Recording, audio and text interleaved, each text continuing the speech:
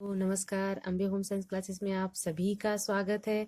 तो आप सभी को मैरी क्रिसमस। आज भगवान यीशु मसीह का जन्मदिन है।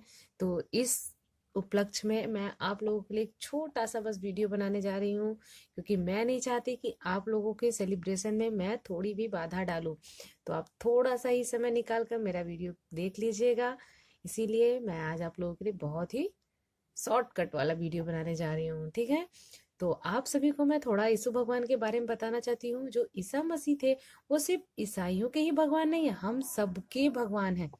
वो इस पृथ्वी पर आए थे मनुष्य जाति का उद्धार करने के लिए, और उन्होंने उस व्यक्ति का चुनाव किया जो बिल्कुल किसी पाप से, यानी वो कोई पाप नहीं की थी, और एकदम उनकी आत्मा जो थी वो पवित्र थी। माता मरियम को उन्होंने चुना, और वो एक कुंवारी थी, यानी उनका विवाह नहीं हुआ था।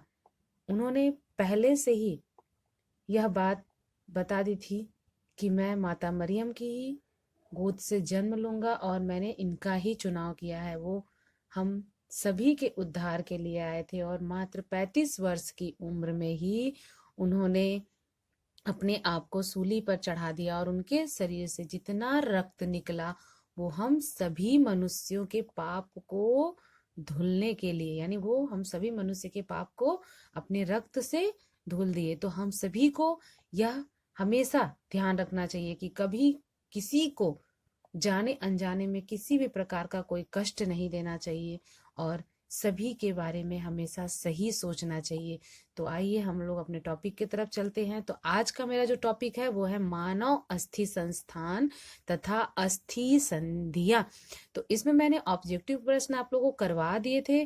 तो अभी मैं आप लोगों को कुछ अति लघु उत्तरीय प्रश्न बताने जा रही हूँ जो आपके बोर्ड एग्जाम में आने की संभावना है।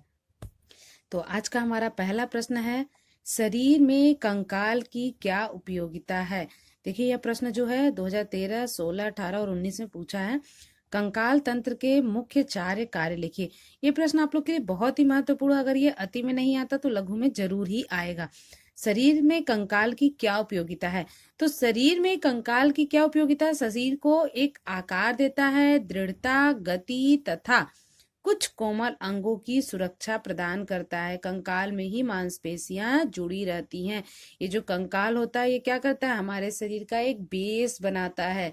बिना कंकाल के शरीर कहीं भी एक जगह पर ना तो खड़ा हो सकता है, ना उसको कोई आकार मिल सकता है। आप सभी ने देखा है ना, मूर्ति बनाने वाले को, मूर्तिकार कैसे मूर्ति बनाते हैं, पहले लकड़ी का एक क्या करते हैं, एक ढांचा तैयार करते हैं, है ना। तो फिर उसी ढांचे पर वो क्या करते हैं, मिट्टी मिट्टी से उसको एक आकार देते हैं। तो जो हमारा शरीर है वो क्या है, जो मसल्स होते हैं ना, जो मांसपेशियां होती हैं, वो क्या करते हैं, हमारे शरीर को एक आकार देती हैं, ठीक है।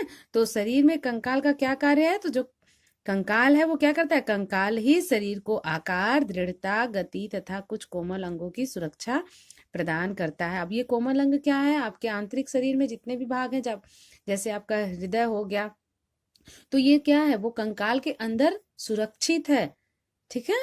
तो कंकाल से ही मांसपेशियां जुड़ी होती हैं, जो मसल्स होती हैं वो कंकाल से जुड़ी रहती हैं। दूसरा प्रश्न है, यदि शरीर में हड्डियां न होती तो क्या हानि होता। तो यदि अगर शरीर में हड्डियां नहीं होती तो ना तो हम खड़े हो सकते थे, ना हम चल फिर सकते थे, ना हमारी कोई आकृति हो सकती थी, है ना। तो यदि शरीर में हड्डियां न होती तो शरीर की न तो कोई आकृति होती, न दृढ़ता होती, और न ही किसी प्रकार गति संभव होती। ऐसे में शरीर मांस के एक लोथड़े के समान ही होता। तीसरा प्रश्न है, अस्थियों के विकास के लिए कौन कौन से पोषक तत्व आवश्यक हैं। तो अस्थियों के विकास के लिए मुख्य रूप से कैल्शियम तथा फास्फोरस आवश्यक है, क्योंकि कैल्शियम क्या करता है, हमारी हड्डियों को मजबूती प्रदान करता है। मानव शरीर में कुल कितनी अस्थियां हैं, तो मानव शरीर में 206 अस्थियां हैं। इसके बाद है आपका मेरुदंड की छोटी अस्थियों को क्या कहते हैं। तो मेरुदंड की छोटी अस्थियों को कशेरुकाएं कहते हैं। मेरुदंड में कितनी कोशिकाएं होती हैं, तो 26 कशेरुकाएं होती हैं। तो ये थे आपके कुछ महत्वपूर्ण प्रश्न। कुछ और भी महत्वपूर्ण प्रश्न है, देखिए। अस्थि संधि से क्या आशय है? तो जहां दो या दो से अधिक अस्थियां परस्पर संबंध होती है उसे स्थान को क्या कहते हैं? अस्थि संधि कहते हैं। शरीर में अस्थि संधि की क्या उपयोगिता है? तो यह शरीर को गति प्रदान करती है। शरीर में मूल रूप से कितने प्रकार की संधियां पाई जाती हैं? संधि, अस्थि संधि के दो प्रकार लिखिए। तो शरीर में मुख्य रूप से दो प्रकार की संधियां पाई जाती है, इन्हें क्या कहते हैं? अचल संधि और चल संधि कहते हैं। हाँ, ये मैं बता दूं अचल संधि क्या होता है। तो अचल संधि जो है वो अस्थि संस्थान की जिन अस्थि संधियों में किसी प्रकार की गति नहीं होती उसे अचल संधि कहा जाता है। इस प्रकार की संधियां कपाल अस्थियों में पाई जाती है। और चल तथा अचल संधि में क्या अंतर है? तो तथा अचल संधि में गति का अंतर होता है। सभी चल संधियों में कोई न कोई निर्धारित गति होती है। इससे भिन्न अचल संधियों में किसी प्रकार की कोई गति नहीं होती है। अब फिर है आपका अचल संधि कितने प्रकार की होती है? तो दो प्रकार की होती है, अपूर्ण चल संधि और पूर्ण चल संधि। कब्जा संधि कहाँ कहाँ पाई जाती है? तो कब्जा संधि कुहनी तथा घुटनों के स्थान पर पाई जाती है। ये थे आपके कुछ बहुत ही महत्वपूर्ण प्रश्न। नेक्स्ट वीडियो में मैं आप लोगों के लिए 500 क्वेश्चन कंप्लीट करवाऊंगी। तो आप सभी लोग अच्छे से अपना क्रिसमस त्योहार सेलिब्रेट करिए। Merry Christmas.